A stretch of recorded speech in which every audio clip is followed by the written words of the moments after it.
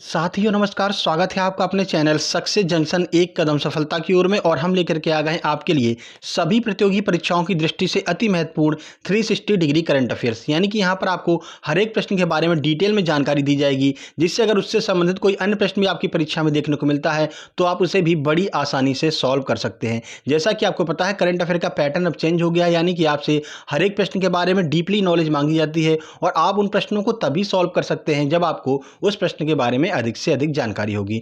तो उसी पैटर्न को बेस बना करके हम लेकर के आ गए आपकी अपनी आज की करंट अफेयर। तो चलिए शुरुआत करते हैं। सबसे पहले आपको बताते हैं कि आज के सेशन में क्या क्या होने वाला है, आइए देखते हैं। तो टुडे सेशन की बात कर लेते हैं। तो सबसे पहले यस्टरडे का रिवीजन कराया जाएगा, यानी कि कल हमने जो आपको करंट अफेयर कराई है उसमें से 3 प्रश्न रैंडमली पूछे जाएंगे और आपको अपने आप को खुद ये जज करना है कि कल वाली करंट अफेयर आपको याद है अथवा नहीं।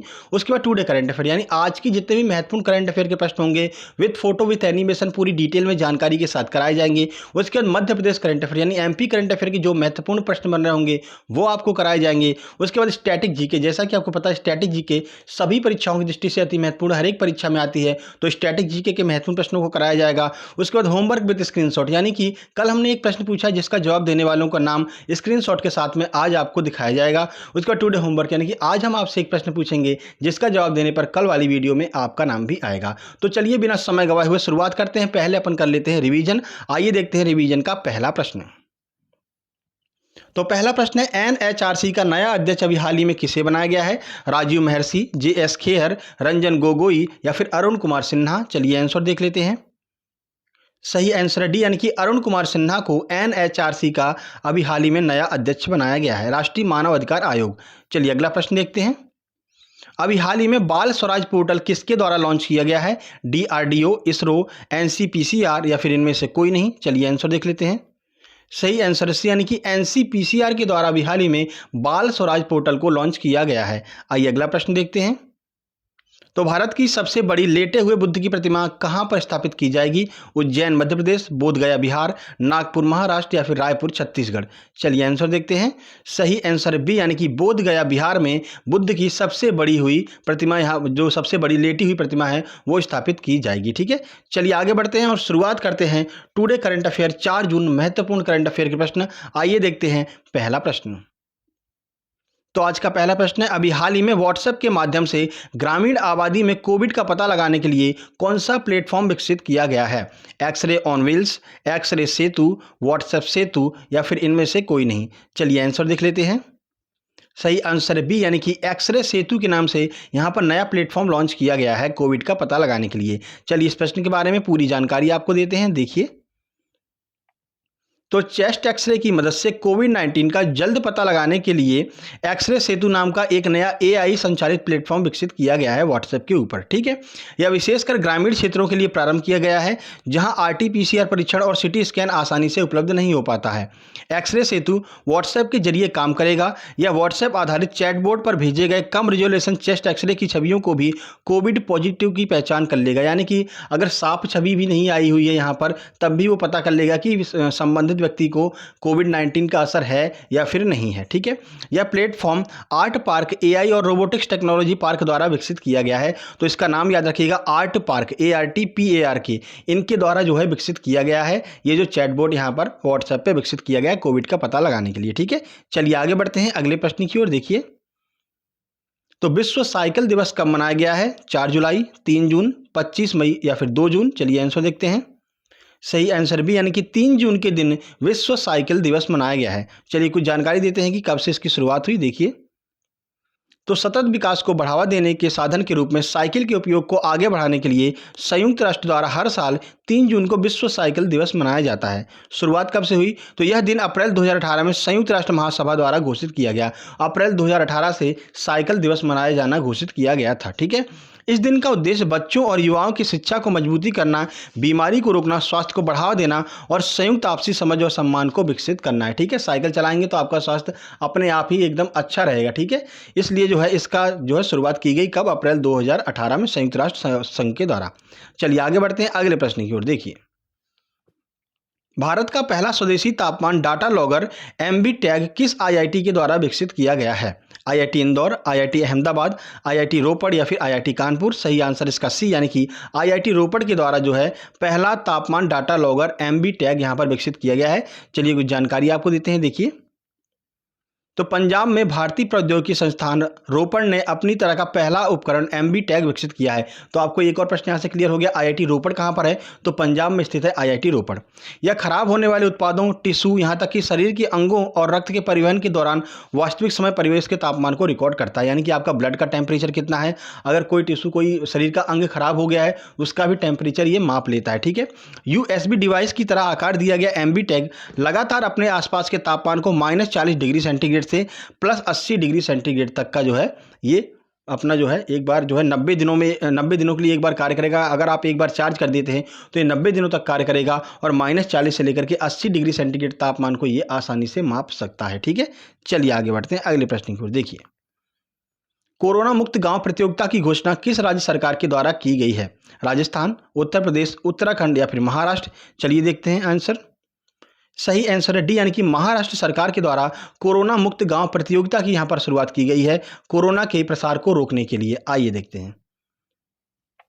तो महाराष्ट्र सरकार ने गांव में सभी एहतियाती मानदंडों का अनुपालन सुनिश्चित करने के लिए एक अभूतपूर्व रोचक रास्ता अपनाने का फैसला किया है। क्या है वो रास्ता? देखिए, तो राज्य ने कोरोना मुक्त गांव प्रतियोगिता की घोषणा की है, जहां प्रत्येक राजस्व जिले के 3 गांव को 50 लाख रुपए तक के पुरस्कार से सम्मानित किया जाएगा।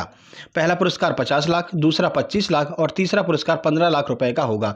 यानी कि अगर आपके गांव में कोरोना का प्रसार रुक जाता है और आपने बहुत अच्छे उपाय किए हैं तो उस आधार पर 3 गांव को चयनित किया जाएगा और 50, 25 और 15 लाख रुपए के पुरस्कार दिए जाएंगे पहले, दूसरे और तीसरे गांव को। ठीक है, चलिए आगे बढ़ते हैं अगले प्रश्न की ओर।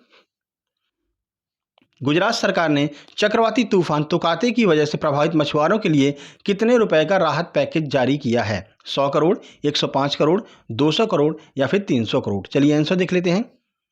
सही आंसर बी यानी कि 105 करोड़ रुपए का राहत पैकेज गुजरात सरकार ने जारी किया है जिन लोगों को भी नुकसान हुआ है तोकाते तूफान की वजह से, जो अभी हाल ही में आया था। ठीक है, देखिए, तो गुजरात सरकार ने चक्रवाती तूफान तुकाते से प्रभावित मछुआरों के लिए 105 करोड़ रुपए का राहत पैकेज की घोषणा की है।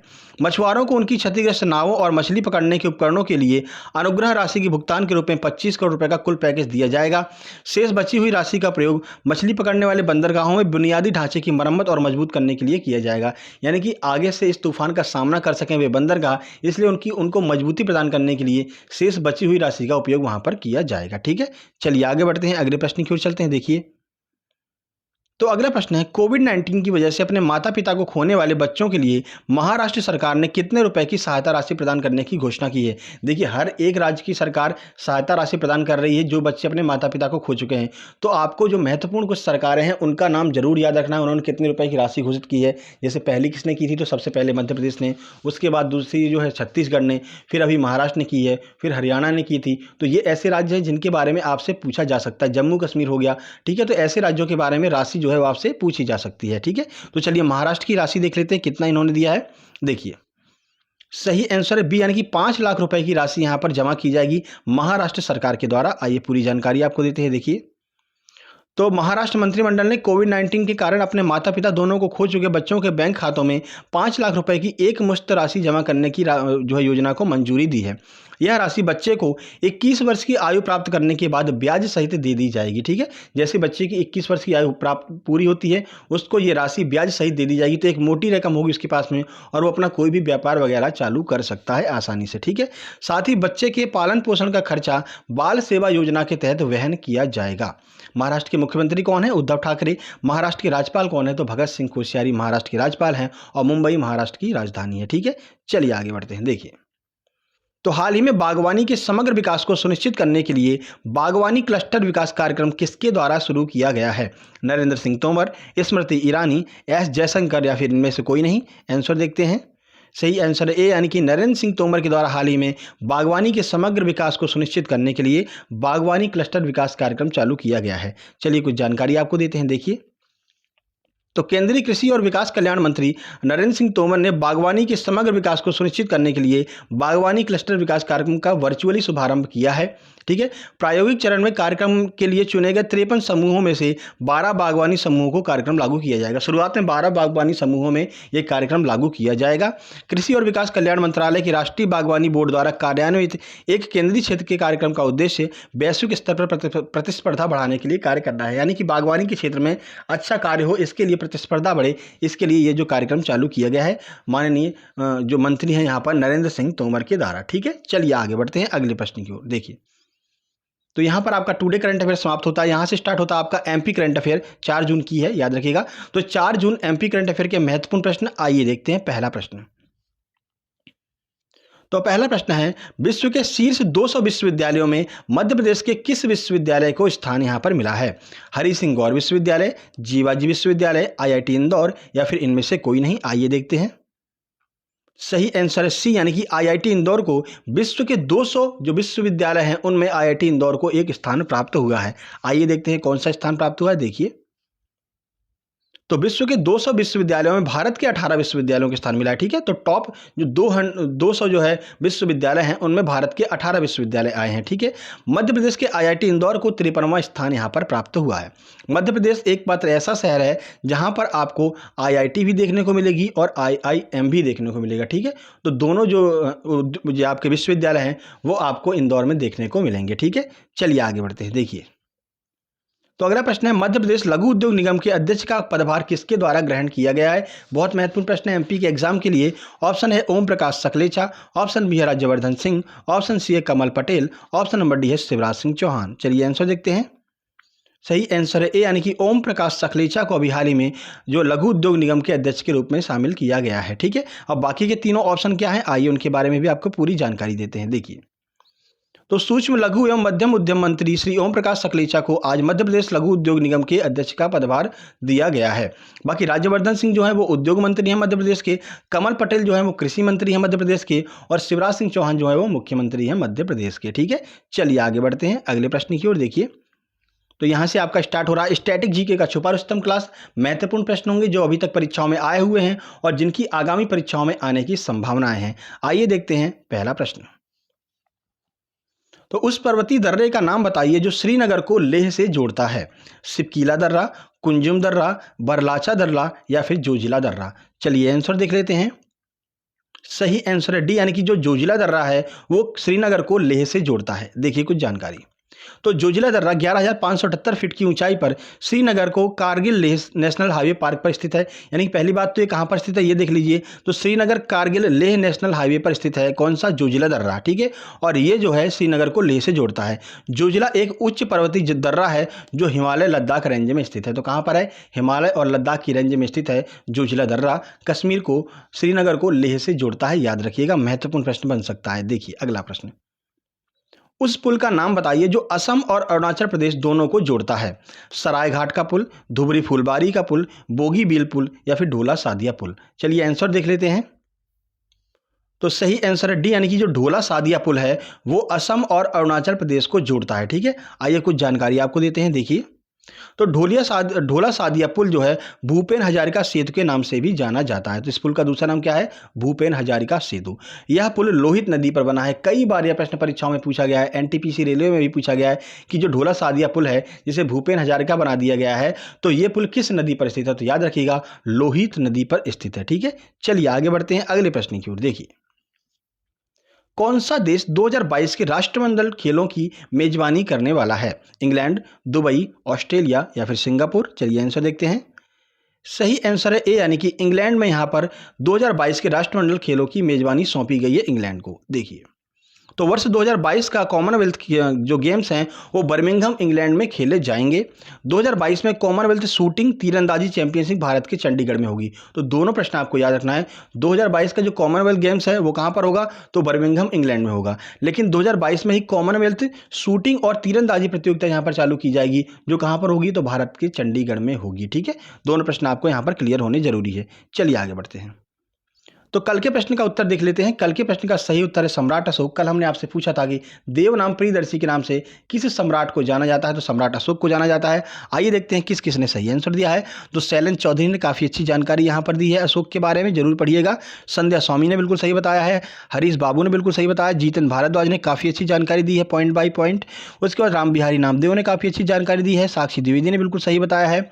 सीमा माकड़े ने बिल्कुल सही बताया है, पूरी जानकारी भी इन्होंने दी है। माइकल एंजेलो ने बिल्कुल सही बताया है। उसके बाद सचिन पारासर ने बिल्कुल सही बताया है और शिल्पा वानखेड़े ने बिल्कुल सही बताया है। आप लोगों का बहुत बहुत धन्यवाद कमेंट करने के लिए। ऐसे ही कमेंट करते रहिए और अपना ज्ञान बढ़ाते रहिए। एक दूसरे के कमेंट को जरूर पढ़ा कीजिए, क्योंकि हर एक कमेंट जो है अपने आप में यूनिक होती है, कुछ नई जानकारी यहाँ पर मिलती है। एक दूसरे का नॉलेज जो है वो यहाँ पर जो है ट्रांसलेट हो जाता है, चेंज हो जाता है, ठीक है, एक दूसरे से। चलिए आगे बढ़ते हैं। देखिए, तो मास्टरमाइंड किस खिलाड़ी की किताब का नाम है, आज का प्रश्न है। आपको जो है यहाँ पर कमेंट बॉक्स में कमेंट करना है। एक क्लू हम आपको दे देते हैं। तो सबसे पहला जो राजीव गांधी खेल रत्न पुरस्कार है वो इन्हीं को दिया गया था और उन्हीं की पुस्तक का नाम है माइंड मास्टर। अब वो कौन है वो आपको कमेंट बॉक्स में कमेंट करके बताना, ठीक है। बाकी MPPSC वालों के लिए डेली हम यहाँ पर प्रैक्टिस सेट लेकर के आते रहते हैं। तो प्रमुख आयोग का प्रैक्टिस सेट कल हम लेकर के आए थे। उससे पहले हम सूचना और संचार प्रौद्योगिकी का प्रैक्टिस सेट लेकर के आए थे। तो प्रैक्टिस करते रहिए और आगे बढ़ते रहिए। डेली आपके लिए हम प्रैक्टिस सेट लेकर के आते रहेंगे और डेली आपके लिए करंट अफेयर की महत्वपूर्ण वीडियो भी लेकर के आते रहेंगे, ठीक है। तो जल्द ही मिलते हैं दोपहर में 12:30 बजे प्रैक्टिस सेट के साथ में। तब तक के लिए नमस्कार, धन्यवाद।